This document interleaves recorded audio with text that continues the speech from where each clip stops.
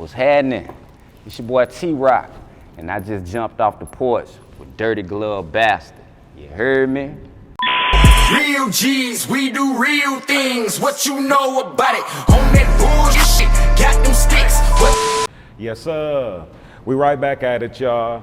We got the living legend, the OG, T-Rock, rock solid, jumping off the porch with us today. What's up, bro? What's happening? What's happening, bro? Man, everything cool, bro. Everything's great on this end, man. How you feeling? Man, I'm feeling great, feeling lovely. Wow. Lovely. That's what's up, man. So we had MC Mack on the porch recently. You was here with him. That's right. And the comments was going crazy, bro. Everybody was saying we had to bring T-Rock on the porch, you know what I'm saying? So we making it happen, you know what I'm saying? By the request of the viewers, you know what I mean? That's right. Yeah. By popular demand, baby. Yes, sir. Yes, sir. all That's what's love. up, man. So man, definitely excited to, build with you and hear about your story. Cause, for me, I've been, listening to you since I feel like I believe I first heard you on the Prophet Posse Body Parts project, but I Right. might have heard you before that, you know what I'm saying? So as we get into the story, you know what I mean? Definitely Right. want to just hear, how all that came about. But you from Atlanta, you from the Southside. That's right. College sir. Park. College Park. That's what's You up, know man. what Can you I'm talk to us about what it was like coming up on the South Side? Oh man, before the internet, before what they call New Atlanta, Right. it was a different vibe. You know what I'm saying? And I'm born and raised in Atlanta. I was born at Grady. You know what I'm Okay. saying? So in my early days, I was on the west side, Wells Drive, Wells Court. Yeah. You know what I'm saying? But as far as my latter days, from being a teenager to a man doing music, I'm Southside all day. Okay. You know what I'm saying? Fairwood, Old National, College Park. Word. I So- love it. So is the South Side where you jumped off the porch? Yeah, cause see back then, and that's another thing too. The old Southside, everybody who we hung with, everybody made records. Yeah. Everybody didn't get a record deal, but man, it was very musically orientated. Word. College Park has always been very musically orientated. Yeah. Everybody rap. I ain't gonna say everybody was good at it, but everybody rap. Yeah. You know what I'm saying? And most people were good at it, just Okay. on the cool. So that ain't no diss or no shot at nobody. Yeah. It's just everybody love the music. Word. You know? And how'd you get into music? Oh man, I got into music, I would say as a jit, you know what I'm saying, listening to 8 tracks, and I used to listen to 8 tracks in my uncle vinyls. You Yeah. know what I'm saying? Man, for those that don't know what 8 tracks are, bro, because we gotta break this down too. Straight up. Man, can you tell these folks what an 8 track is? Man, an 8 track is a fat tape. You know what I'm saying? Before cassette tapes, I guess you could say, was the evolution of the 8 track. Yeah. It was a fat tape. And you have all the albums, you know what I'm saying, will come on 8 tracks. And you would skip from 1, 2 to 3, but each 1, 2, 3 would play you like 1 or 2 songs, 1, 2, then skip, 2, 1, 2, skip. And so like if you skip, you might start in the middle of a whole nother song. You're like, oh man, I don't like that. Go back to where I was at. You know what I'm saying? Or it may be like, I love where I'm at. Oh, what's this? Yeah. 8 tracks was jamming. Wow, yeah, I remember back in the day, man, my moms used to have like the old Richard Pryor 8 tracks. Yeah. And, you know what I'm saying, like all that stuff. And I used to go and sneak and be listening to all her stuff, so. What you said, Yeah. my mama used to do the same thing. Yeah, Them Richard Pryors. nah, for sure. Yeah, That they would do classic 8 That, tracks. come on, we weren't supposed to be listening to that, you know what I'm saying? But Yeah, for sure. the Richard Pryor defined the 8 track era. Oh yeah, nah, for sure. Like I Straight think up. if you had one, like if you had an 8 track, you for sure had a Richard Pryor, you know what I'm saying? And the Earth, Wind and Fire. Yeah, man. Feel me? Yeah. Feel me? Word. So, what was your come up like though? Like, what was you into? You know what I'm saying, when you was younger? Like, was you like into sports coming up first, even before music, or was like music just always just something that was just a part of your life? Man, music called me. I would say, as a youngster, I wasn't never really the most athletic guy, you know what I'm saying? But I was into like hitting backflips and stuff like that as a youngster, you know what I'm saying? But then, your babysitters get to telling you gonna break your neck, you know what I'm saying? They ain't really optimistic about a youngster hitting backflips, you know, so if you like, man, I'm good at it. Hey, watch me flip. Hey, man, you need to stop doing that, you know what I'm saying? So music, of course, was always my greatest love, my greatest passion. So I wasn't never really athletic outside of the flipping and running, you know what I'm saying? Yeah. But yeah, man, the mic was calling me. I started at 11. Okay. You know what I'm saying? I've been rapping since I was 11. I say Southside again, it's a Southside thing, Camp Creek, just playing around. You know, when you're young, you're just trying to find yourself, you know what I'm saying? And I'm rapping, one of my partners, he like, hey, what you doing over there? It's a rap. Say it. I'm just playing, I don't think nobody gonna like it. He like, man, this actually sound good. He asked the whole class, hey, listen to him rap. You know what I'm saying? So I get to rapping. Whole class told me it sounded good. Been on ever since. Word. I was like, I'm a rapper now. You remember like any of your first rhymes that you was writing back in the day? Like you remember, like do you even remember what you was talking about back then? You know what I'm saying? Look, thankfully not. y'all might laugh me off the porch. That's funny, man. So at what point in time, like, did you actually start taking the music serious and like really get in the studio, start recording, and like, you know, really know that it was something that you wanted to do? I would say that was around the high school era. Yeah. You know what I'm saying? I ran into my partner, 7-8 Styles. He produced my first demo tape. I had a class with his sister. He a triplet. Okay. You know what I'm saying? What's crazy, one of his brothers, he shoot my videos to this day. You know, shout out to Big Mark, you know what I'm saying, it's 7-8. But his sister, I was rapping in class, and his sister was like, my brother make beats, you know. Gave me his number, called him up, rapped for him.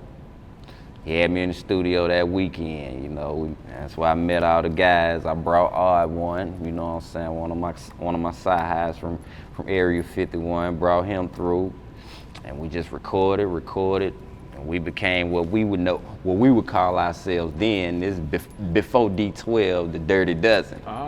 So of course, when D12 came, we became Area 51. Gotcha. You know, so of course, the two songs I had, Prosperity Over Poverty, and then Odd had a song, The Assault. Got in the hands of MC Mack, of course. Shout out to MC Mack. You know, he let Juicy J hear the tape. And of course, we still in high school. So he called me up one day, said, man, Juicy wanna sign you, man. I'm like, what? Let's do it. Yeah. And from there on, thus begins a rap career. Wow, so before that, like, how'd you connect with MC Mack? Had you like already been kind of connected in Memphis and making moves there, or like what was that connection? And that's the beauty of it too, part of my story. Cause like I said, I'm born and raised in Atlanta. Yeah. See, my daddy's from Memphis. Okay. You see what I'm saying? So that was the reconnection of going back to family roots, you know what I'm saying? My cousin T-Love, if you hear on the Gangsta Boo album, I said, my nigga T-Love introduced me to Mack of the Kazi, then no one can stop me. Paul and Juicy heard prosperity over poverty and recruited me, nigga wants to join the Profit Posse. So that's really the story. T-Love went to school with MC Mack. T-Love was my cousin and manager at the time, you know, co-executive producer of my first album, Conspiracy Theory. So before then, he put the tape in MC Mack hands, and MC Mack put it in Juicy hands. You know, and see, you already know this post-internet era. That's how music would flow back then. Right. You know what I'm saying? That's how we sold records. Yeah. Word of mouth. Hand to somebody. Yep. And it go from hand to hand. Yep. Nah, absolutely. So then, from there, like they rocking with your music. So what, do they tell you that they want to sign you? Do you move to Memphis? Like, what's the steps after that? Man, all of that happened. It was a gradual process, of course. So I was 16 at the time. Okay. So one thing about it, if you know the industry, I don't know if it's changed, but as a minor, you can't sign a contract. You gotta have your parents co-sign for it. So my first contract was more so like that. So when I came in, it was just a work for hire thing originally. So the first couple of years. First year, because I was 16. So I finally signed when I was 17. Okay. So my first contract, yeah, my mama had to co-sign. I still was a minor. Yeah. So basically I just did work for hire the first year. So that was the year, you know, of course we did songs like Bullet with Your Name on it. I actually made my debut on the Endo G Angel Dust album. Oh wow, yeah. Break the Law 98. Yeah. And of course after that, the Prophet Posse album. Okay, yeah. And after that, Gangsta Boo album, you know, Nigga You Ain't Know For Only You, Project Pat, you know, Getty Green and the Mr. Don't Play. Yeah. When the was on all Smoke the Clears. classic albums. Yeah, When the Smoke Clears, Yeah. Platinum, you know, Tatter Club Up Thugs, Yeah. Undercover Freaks. Oh, We had the song Too Short. Yeah, yeah. Which was originally supposed to have been on my album. Wow. Gotta slide that in. That's why you hear me on the hook. You know, so shout out to Too Short, you know, and sure. shout out to Tatter Club Up Thugs for that love. Yeah.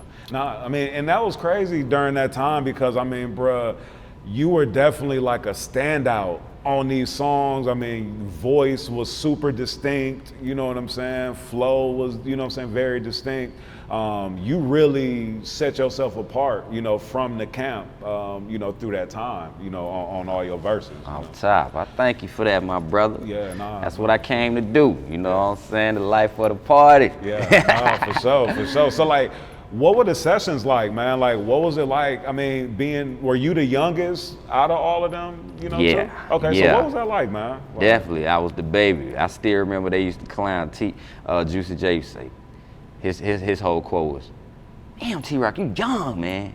Damn, T-Rock, you young." So look, I used to ask him, "How old are you?" He never would tell me. That's funny. And this was back then. Wow. Yeah. You know, I was 16, so yeah, I was the baby of the clique at the Right. time. You know, but the crazy thing about it, again, what you saying about the lyricism, you know, I felt like, you know, at that time, there was a lot of rappers, you know, that people don't know about were kids. And everybody thought we was grown. Right. See, back then, you had to sound like a grown man. So my thing was, I was just really into sounding grown. Okay. You know what I'm saying? I gotta sound grown. I gotta show up and show out. Cause like you said, I did develop that kind of reputation. Yeah, So absolutely. people were saying, "Hey, we won't do an album. We love when this shit come on. Who is this guy?" You know, kind of thing. But again, I was a child. Yeah. You And know? folks would have never knew that, you know. I never knew Right, that. right. So I still remember when I first joined the clique. You know, the night we did the Bullet with Your Name on it. Okay.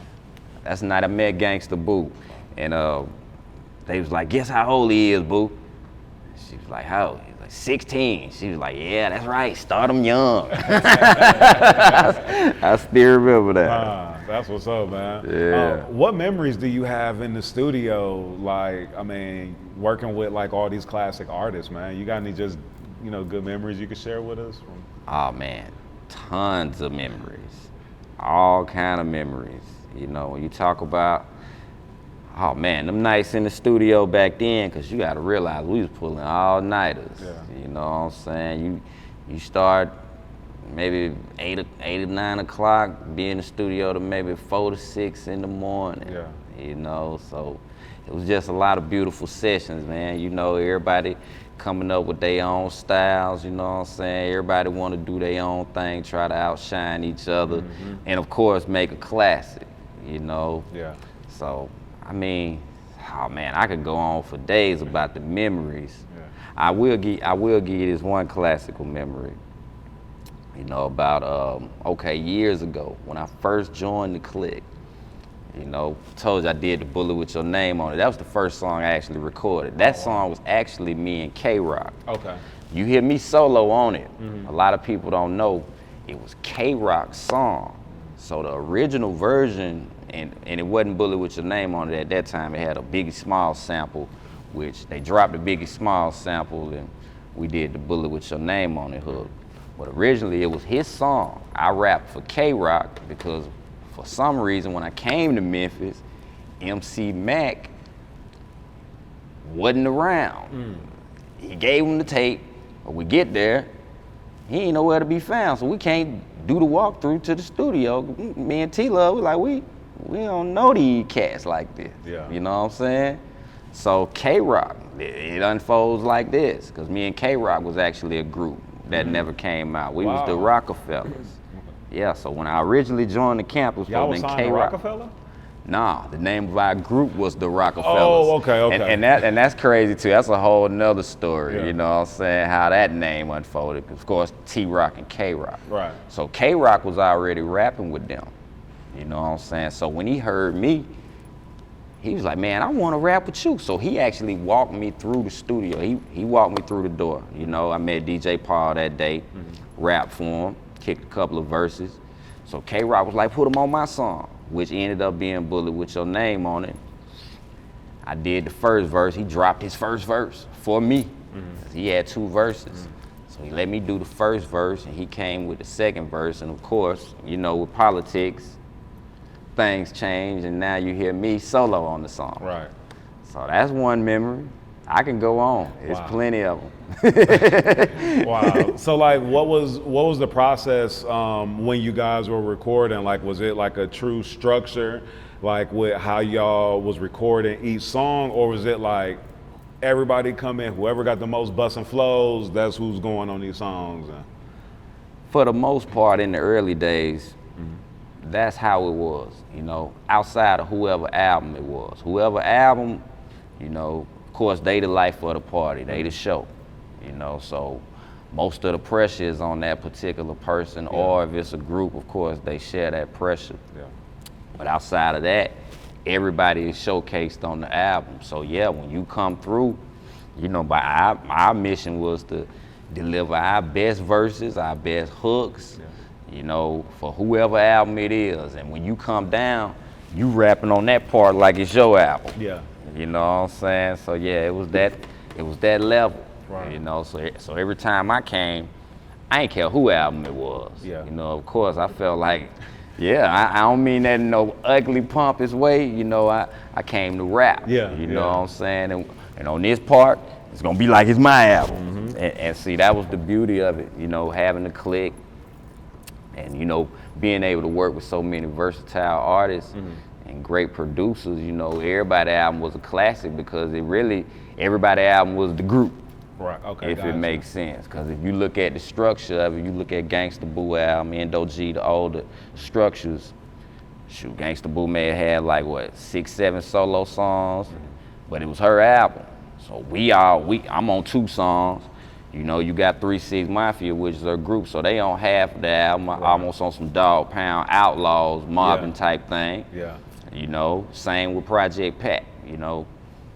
So it was just like, every album is the group. Yeah, no, it makes sense. Yeah. No, it makes sense. So all the albums were just being worked together like as a team, but it's like, all right, now it's your turn. Boom, okay, now it's your turn. Right, Word. right. And see, when you got a unit like that, you got a team like that, you just crank out so many records, so many albums. No, it makes sense, know? man.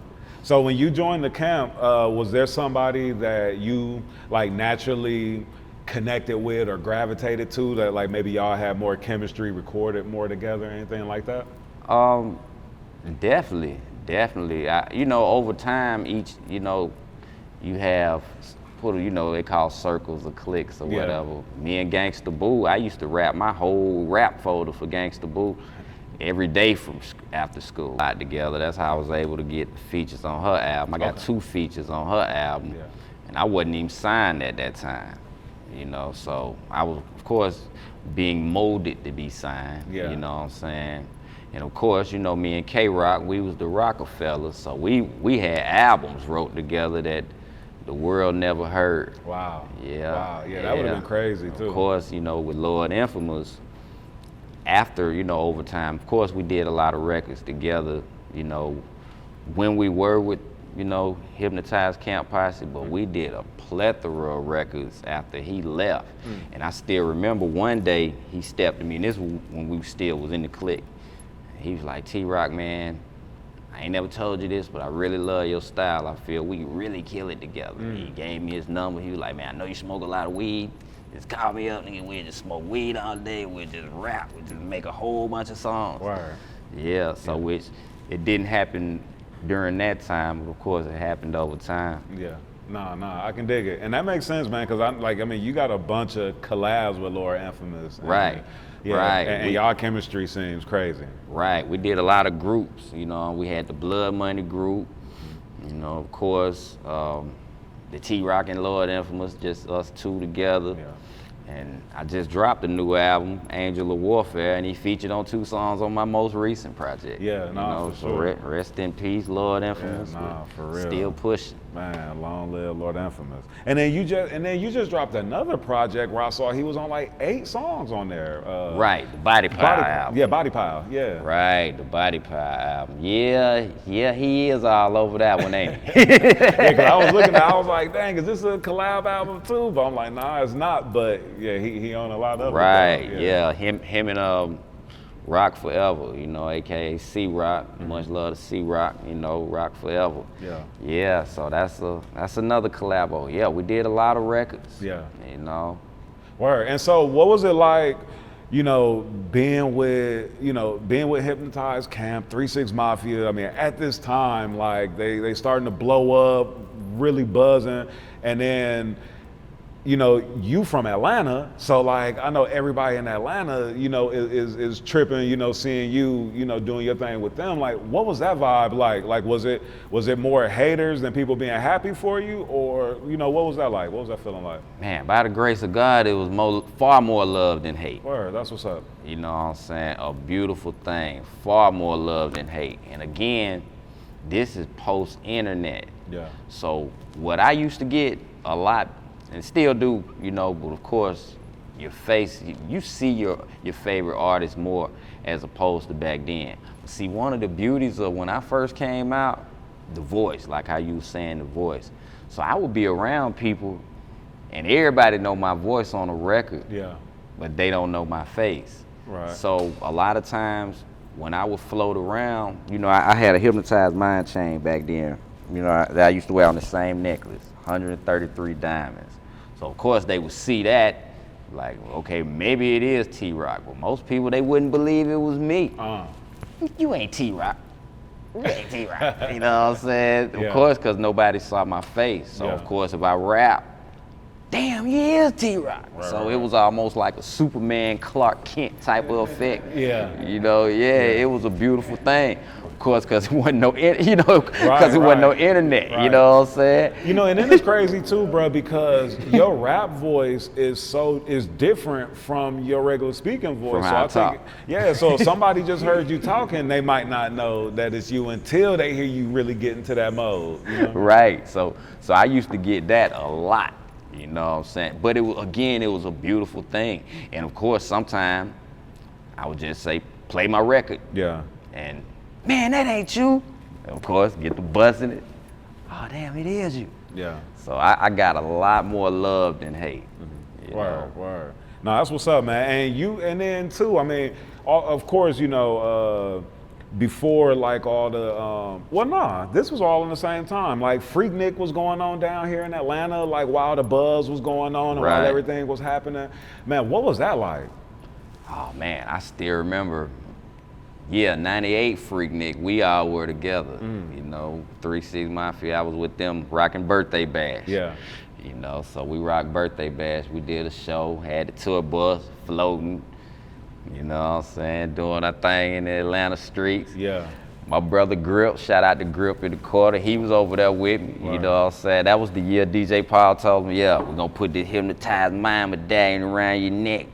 ATL's finest is Yeah. coming. I still remember that. Word, You know, word. that was a heck of an era. They used to call him Pothead, you know what I'm saying? Mr. 420 and Pothead. Hey, nah, that's what it do, man. So where did Rock Solid come from? Oh man, the label or the album? I mean, just both. You know what I mean? like just the saying, like just everything. Like where that come Right, from? right. Well, I had been T-Rock, you know, that was my name, of course, my rap name, even before I got with 3-6. Okay.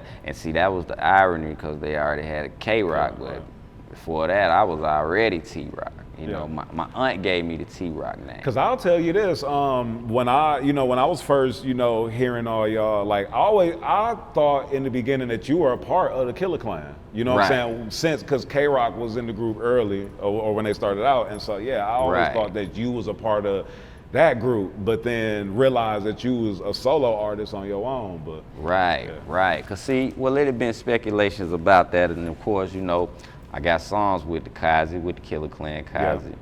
But what it originally was, of course, like you said, K-Rock was in the Kazi. Mm-hmm. So right before I came, they were in the process of making K-Rock a solo artist, and him not being in the Kazi. I don't know if y'all listened on Body Parts, the Chapter 2 World Domination.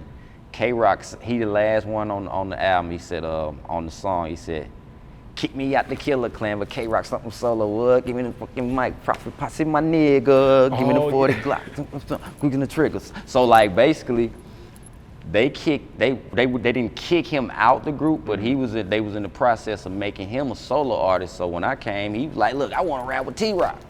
So that's how we became the Rockefellers. So it basically went the other way around. I got a Kazi member and ended up being a group with him. Word. Yeah. That's ill. R.I.P. Rest in heaven, K-Rock. Word. You know. So you released a song with, I saw you released a song with The Game. Yeah. And they had Fraser Boy on it. Yeah, me, The Game, Fraser Boy, and Twisted Insane. Yeah, how'd that connection happen?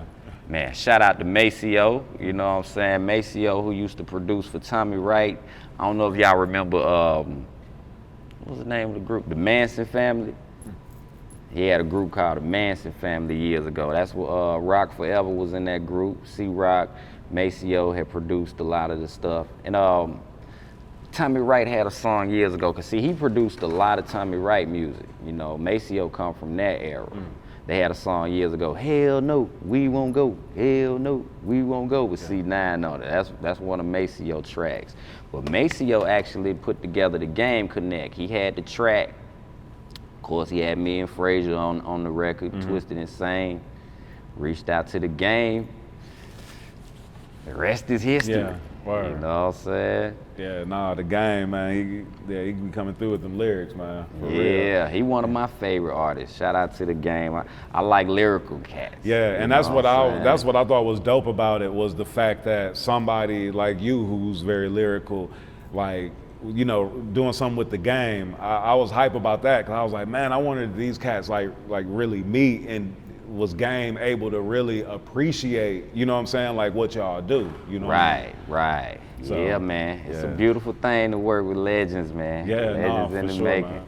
I mean, that's the beautiful thing about hip hop, is that like it brings so many of us together from these different walks of life. So, you know what I'm saying, like you from ATL, Game from Compton, you know what I mean? Yeah, and see, another beautiful thing about it, when we did the song, of course. In Atlanta, not ATL, because people don't like to say ATL, so let me not get let me not get killed in the comments for, man, what are you talking about? We don't call it no goddamn. But yeah, what I was going to say, a beautiful thing about that record, because usually, we got all kind of engineers, but we actually ended up using Game's engineer to mix that record. Yeah. So yeah, it was just, man, that's a gumbo. That's Word. A gumbo project for sure. Nah, that's what's up. Man, you had a song called Billionaire Today. And it was so interesting to me, because in that song, you asked, you say like, what would you do if you got $1 billion? And then you went on to say, like, would you, I forget the exact words, but it's like, would you do something positive, or would you do something, fucked up? Right. And that was just so real, because it's like, most people just say, what would you do if you got $1 million or $1 billion? And you know what I mean? Just looking at material stuff. But can you just talk about, bro, what would you do if you had $1 billion? Well, man, the whole concept of that song, what I was trying to break down, hey man, I like your taste. Look, cause that's one of my personal favorites. The Billionaire Today record, cause that's part of what I was getting at. Of course, like what you're saying, when everybody bring up $1 billion, we all have these fantasies of how we feel the money would change life for us. You see what I'm saying? But one one of the things, if you really get into spiritual walks of the Bible or prayer and things of that nature, you know, higher power, the Most High usually deals with the kings and the queens, you know, harder than he deals with the common people, because the kings and the queens are usually the richer ones. Right. You know what I'm saying? So they're held to higher standards in life. And so I was asking people, you know, what kind of king would you be? What kind of queen would you be? That's why I said if I was one, it would be each one, teach one, show the world around me how to operate and be one. You know what I'm saying? A billionaire without Christ is a fool drowning in his own gold till his own greed suffocates him. You know, that's what I said in the song, right? So yeah, I was just challenging people to think about it from a perspective of, if you had money, you know, how could you help? How could you do God's work? You know what I'm saying? Because it's deeper than just saving souls. Okay, you had the prophets to save souls, but everybody has a king or a queen inside of them. Yeah. You know what I'm saying? So you don't have to be a preacher to minister, you know? Yeah. You don't have to be an actual king or queen to do king and queen things, you know? So yeah, I was just asking people to challenge themselves about power. Right. You know, because if everybody thought that way, you know, look, if I had $1 million or $1 billion, I would change this, I would change that. You know, I feel like a lot of things in life, period, will be different. But we don't have to wait on the billion to start with it. So that's one of the main messages I was trying to convey with the song. Yeah. The billion is in you. You know what I'm saying? It's beyond $1 billion. It's in you. It's God-given. It's something I can't take. Right. You know, it's a blessing that's given. Yeah. But what will you do with it if it was increased? That's real. No, that's so real, because if you think in that mindset, then you'll start actually doing the work before you get it, you know? Right. Yeah. Right. No, that's real. What are some things that you do, like, just to keep, you know, like, your vibrations high and, you know, just keep yourself, like, in a positive mindset, because there's so much, you know, bullshit going on every day out here. Right. I had to go back to church. I go to church, you know, I pray. Yeah. I exercise, you know what I'm saying? I started myself on a workout regimen, Yeah. you know what I'm saying? So, you know, I ain't running around looking like Batista or John Cena or Rock or nobody, but you know what I'm saying? I damn sure look like Bruce Leroy. I got the glow. You know what I'm saying? Yeah, I do things like that, man. And another thing I try to do is change how I speak. I would say the old T-Rock. And that's another thing, you know, power of life and death lies in the tongue. You know, they say that in the word. See, that's one of the things, when you're young, you know, you take that lightly, you know what I'm saying? Unless it's some good stuff. You know, when it's good, look, hey, I want to hear it. Right. But if it's bad and if I feel like saying it to you, I'm say it. You know, not only will I say it, I may operate and do it after I say it so many times. So I try to say, you know, try to talk different. You know what I'm saying? Speak different. Of course, prayer.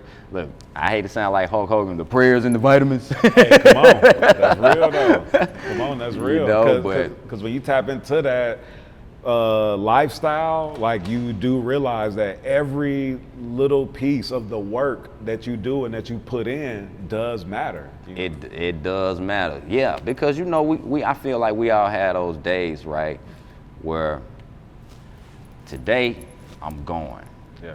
Everything really count. And then, you know, of course, we pipe down, we take a break, and especially if things don't come together instantly, Yeah. sometimes you be like, hey man, this don't even matter no more. Yeah. You know, and that's the deterrence a lot of times that'll block you from your blessings. You gotta stay in tune, you gotta keep speaking good, keep believing. And another thing I try to do, I'll say this, count my blessings. I don't count curses. You know what I'm saying? Everybody going through something. Yeah. You know what I'm saying? I had to understand that, even with the word, you know, like I said, I go back to church and I pray, but I had to study and realize Jesus went through it. He was tested, and it say in the word, you will be tested. Yeah. You know what I'm saying? You will encounter tribulation. It don't say everything gonna be peaches and cream. Right. And most people, I guess, and I'm not saying it's to discredit anybody, but you know, when they talk about Christ and being saved or Allah, anything of that nature, they feel like, all right, now I got that, everything supposed to be perfect, you know, Right. and that's not what it says, you know. So I had to really tap into the fact that, yeah, okay, I'm gonna go through some things, but I don't count my curses. I count my blessings. Yeah. If you could stay in tune of counting your blessings, even when things are rocky, oh man, sky's the limit. Beyond sky's the limit. That's real, because they say that like when you keep your mind like in that positive mindset, then you know that law of attraction, or you know what I mean, like that energy that you pulling in. But yeah, once you let some of that negative energy or some of those negative thoughts out, then you just welcoming in some of that, you know, negative energy. I definitely believe that for sure. Right. You know, it's easier said than done, but if you say it enough and you say it enough to yourself, then you know what I mean, you'll get it. Right, and you gotta start somewhere, and something is always better than nothing. That's real. You know, when you feel yourself falling off, you gotta get back in the island. You do something, cause something is always better than nothing. Yeah. Good something. Yeah. You know for what I'm saying? sure, for sure. Yo, so during this time of, you know, you being with the camp, everything's buzzing, you killing these verses all over, but then we don't get a solo album from you. Can you talk about, you know, that and like, you know, why that never really like, you know, came about? It's a lot of factors that could play into that. You know what I'm saying? If you listen to a lot of my early work, a lot of my records, a lot of my early interviews, you will hear my perspective, you know what I'm saying, about things. And of course, post CEO T-Rock, I'm saying, because you know, at first I was an artist, Right, you know what I'm saying? When you become a CEO and you running your own business, some of the things you say, okay, now I see why it was this way as opposed to being my way, you know. So I'm not here to say I was cheated or robbed, but of course, you know, yeah, things didn't go the way that we planned as an artist, and you know, as far as my fans would say. Right. But I think a big part of it was creative control. You know, okay, I'm from Atlanta. I'm an Atlanta artist. You know, I blend well with the Memphis cats, but from 16, I told you, in my early time there, I wasn't even signed, so I was a work for hire. Right. So first contract I signed at 17.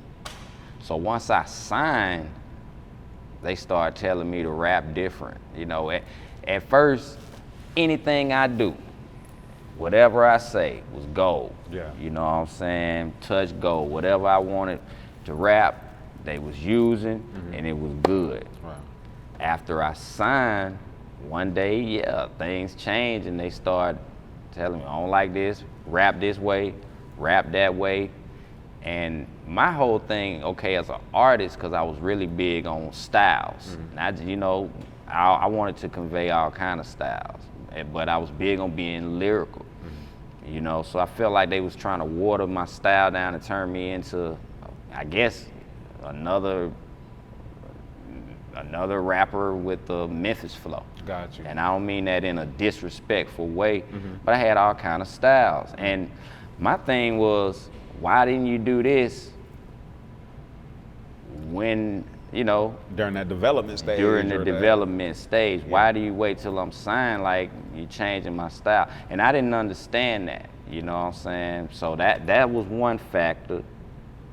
And of course, they had their stuff going. 3 6 Mafia was selling records, Right. so I also get that part too. And like I told you, with every record, you know, everybody's participating in everybody's record. So of course, if you hear the record actually eventually came out, but it's all me, nobody's on the record. Right.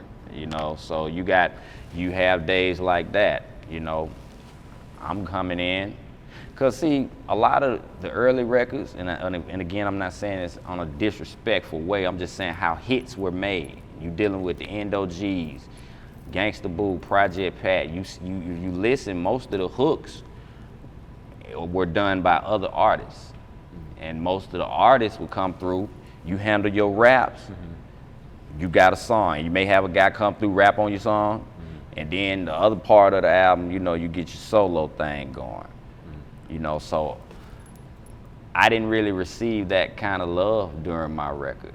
You know, it was almost like, look, go in the studio, come up with what you come up with. And me personally, I've said this before, I didn't take it personal, like they didn't like me, you know. I'm not a 3 6 Mafia member, and I'm not from Memphis. So maybe they were testing me, you know, saying, all right, let's see what he can do by himself. I don't know. That was never spoken about.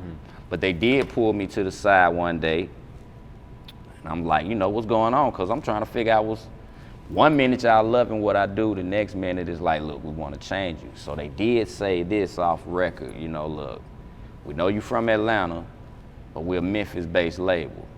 You know, we don't make Outkast or Goody Mob type records. And they love Goody Mob, they love Outkast, so don't take what I'm saying out of context, saying like, look, they was dissing, but that's what they told me as far as my development. Okay. So I knew what I had to do as an artist to mix a little Memphis with it. Yeah. You know what I'm saying? That's how you got sounds like, you know, the Slang and Surge song. You know, I got styles for days. Yeah. But that's part of how that style was born. Yeah. I mean, it's interesting though, because I mean, your style and your flow to me matched perfect with the group. Like it didn't seem, I mean, it mended well. Like it didn't. Oh yeah, we was gumbo. Yeah. We was like gumbo. Oh, for sure. You know what I'm saying? But again, I'm still a new recipe. Yeah, right. You know, so, well, I'm a new season in the recipe. Yeah. I guess you could say. Now the interesting thing, and correct me if I'm wrong, but I feel like not too many people in Atlanta were really rapping with the flow that you was rapping with, though. You know, during that time. Right. So like, you know, so that's why I even say it's interesting that it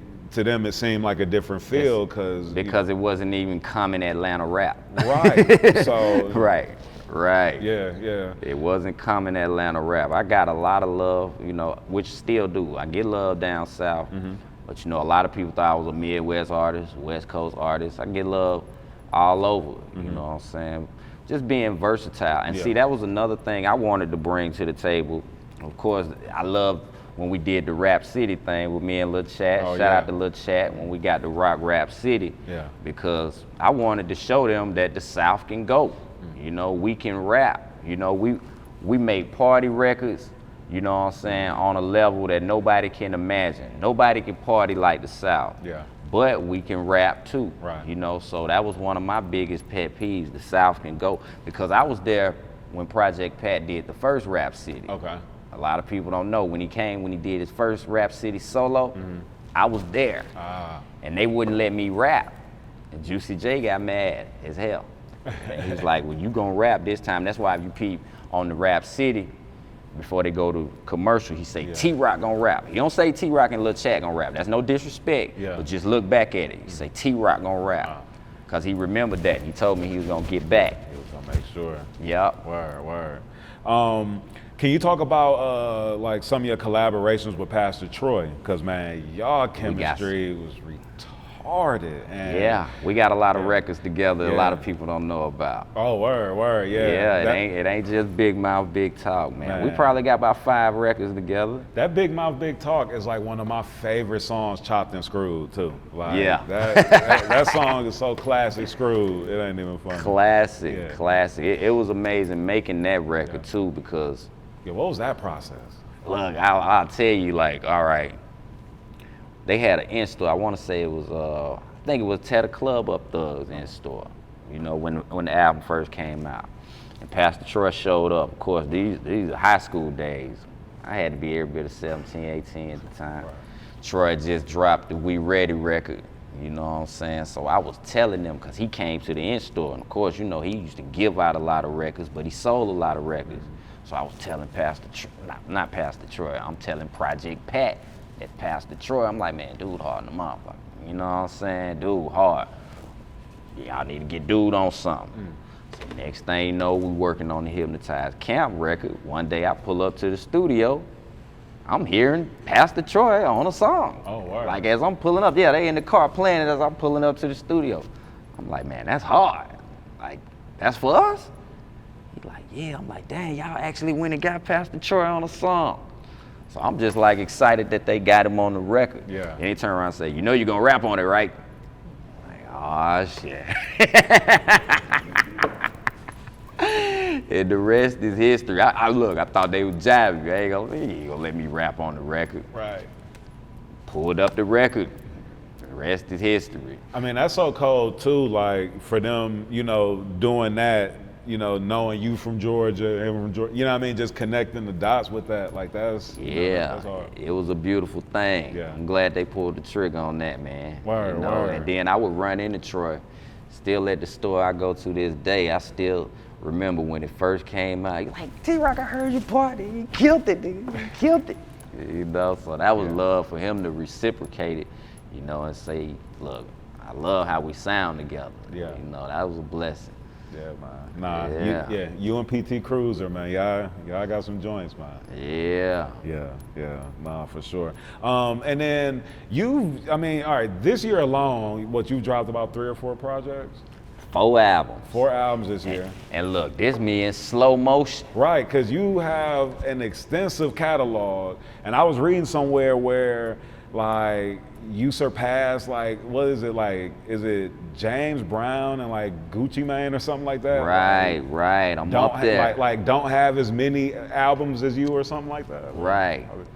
Put it like this, a lot of people don't know this, and I'm not saying this to be braggadocious, but the only 2 artists in history that have more albums out than me is James Brown and Gucci Mane. So I'm here to say I got more albums out than your favorite rapper, your favorite R&B singer, your favorite Mozart artist, whatever genre it is, I got more albums out than them.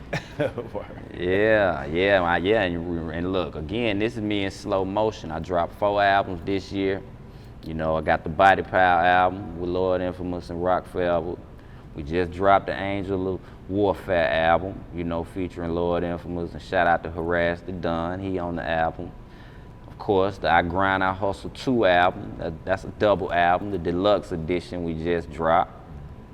You know, we rolling. Yeah. You know what I'm saying? We rolling. And of course, last but not least, the Annihilation album. I just did an album alongside with Twisted Insane. We did a whole album as a group. So yeah, that's 4 albums, and we just getting started. And me and my partner Crank Lucas sitting in the corner. Yes, sir. You know what I'm saying? We got a new album finna come out. Word. Yeah. Man, that's what's up, man. Steady working, man. Steady working. Yo, your song Bodies is one of your most streamed songs. Right. Can you talk about that song and like how'd you come up with that? Yeah, man, I tell you, that song is controversial, but it's one of my most streamed songs. And it's something I almost didn't use for a few reasons. You know what I'm saying? I had a lot of tragedies happen in my life, you know what I'm saying, in between my family. And I used to always shout out my uncle. I shouted out my uncle on the record, you know what I'm saying? And being I shouted him out, I wasn't gonna use the record, but I still ended up using the record. But you know, I just love playing with styles, you know what I'm saying? So really, when the record came out, I was using the old Gangsta Boo floater. I Don't Love 'Em from the Kingpin Skinny Pimp album. Word. You know, so of course, they fans love that kind of music. You know what I'm saying? So I'm glad I went ahead and used the record, because it ended up being, of course, one of my most streamed songs on Spotify and stuff, but some people think it's a diss record, you know, because of the way I took the flow. Yeah. But it was really homage. It was a homage to Gangsta Boo and Skinny Pimp, just saying, look, I could take this style and this what I'll do with it. Yeah. You know, I do a lot of that with a lot of styles. You know, I love to rap. You know what I'm saying? In order to rap, you gotta be the best. You can't be a one-trick pony. You know what I'm saying? I fight all kind of styles. I don't just do kung fu. I could box. I could do all that shit. You know what I'm saying? So I was approaching it more so, you know, on a level like that. And of course, when I rap about demons or devils, you know what I'm saying? A lot of people think I'm dissing 3 C's Mafia, but you know, again, we talked about my spirituality and my beliefs. Right. So when you hear me rap about demons and devils, I'm talking about real devils. I ain't talking about no rappers. Yeah. So and of course, when I made amends with Lord Infamous, I took that as that's amends toward the whole group. Right. So I wasn't gonna take no more shots, even when I felt like they was taking shots at me. Yeah. You know what I'm saying? So when you hear me rap about demons, it ain't no rappers. Word.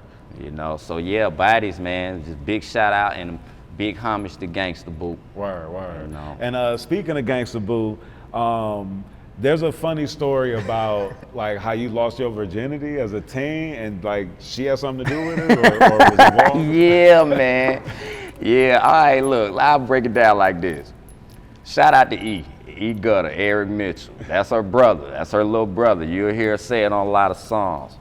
But far as rap go, as far as the camp go, I was her little brother. On some rap shit, you know what I'm saying? I was her little brother. You know, like I said, I used to call her, rap the whole folder. You know, she used to tell me, man, we had did American Rap Makers years ago. Can't find the footage nowhere. She told them, man, can't nobody out rap T-Rock. You know what I'm saying? It was just all love. But what it was, okay, when I joined the camp, I was a kid. Mm-hmm. You know what I'm saying? I was 16 years old, we fresh, green, a virgin. You know what I'm saying? Yeah. Like a virgin. You know, like what the others say. So I'm new in Memphis. You know, our swag is different. Memphis is a gutter place. Mm-hmm. You know, even they women, you know what I'm saying, they respect a different level of kingship. How I was talking about earlier, you got good kings, you got nice guys, and you got mean kings, ruthless kings, right? So I was trying to holler at a young lady, how I would holler at the girls in Atlanta. Hey, Miss Lady, you know.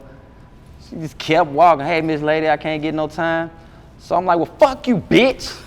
Like straight up, that's what it was. So that's what I said, right? So then she turned around, gave me some play. And you know T-Love, Navigator, MC Mack, them, they like, yeah, go on get out the car and holler at her. So I'm hollering at her, I'm like, damn, that's what a nigga gotta do to get your attention. So I'm telling her, like, look, I'm New Game, Prophet Posse, I'm T-Rock, woo-to-woo, you know, all right, I don't believe, so I rap. You know, back then, I rap Johnny on the spot. I'm rapping, bullet with your name on it. So look, I do this. This is what I do. I call Gangsta Boo. Gangsta Boo and them, we headed to a show. We finna do a concert. So they at the liquor store getting some liquor. I'm on the corner, you know, trying to holler at the little chick, you know. So I said, I put Gangsta Boo on the phone. I can't even remember who it was. Hey, put Boo on the phone. Put Boo on the phone. They put Boo on the phone. Boo, hold on one sec. I put the girl on the phone. She said, this Gangsta Boo? Boo said, yeah. The girl just started screaming, that's Gangsta Boo. Boo hung up the phone, right? So the girl give me her number. I'm thinking everything good. Like, all right, shoot, I just got some action. I can't believe I had to say, fuck you, bitch, to get it. But, so Boo called back. She called the number back after the girl leave and everything. Put T-Rock on the phone. Rock, Boo wanna holler at you. Hello? T-Rock, don't you ever call me with no motherfucking groupie on the phone. What's wrong with you? What's that? Cuss me from A to Z. You know what I'm saying? But again, that's big sis. I'm 16, she 18 going on 19. That's all right, big sis. I'm sorry. Cause look, it was funny to me. I ain't know. You know, she snapped. Next day, I was getting my virginity took by the girl. So Gangsta Boo, that's how she played a role in it. Damn, that's what's up, man. Damn. Rest in heaven, Gangsta Boo, man. I love you, girl. Man. Long live Lola, for real. Nah, that's what's up, man. So T-Rock, what else you got coming up, bro? Man, plenty new albums. Me and Crank Lucas, we working on a new album. Mm-hmm. You know what I'm saying? Just plenty new records. Yeah. I got like 7 new albums sitting in the vault right now. You know, I got a gospel record for those who don't know, the Kairos album that's available now. So I got the Kairos album 2 coming, you know, and a whole plethora of T-Rock solo albums. I tell you this, I got a lot of records. I need titles. Right. Fans, if you got any ideas for titles, you know, because the music is there. We just got a plethora of records. Okay. Plethora of records. And you got TRockOnline.com, correct? Yeah, that's where you can shop with us direct. TRockOnline.com. That's right, TRockOnline.com.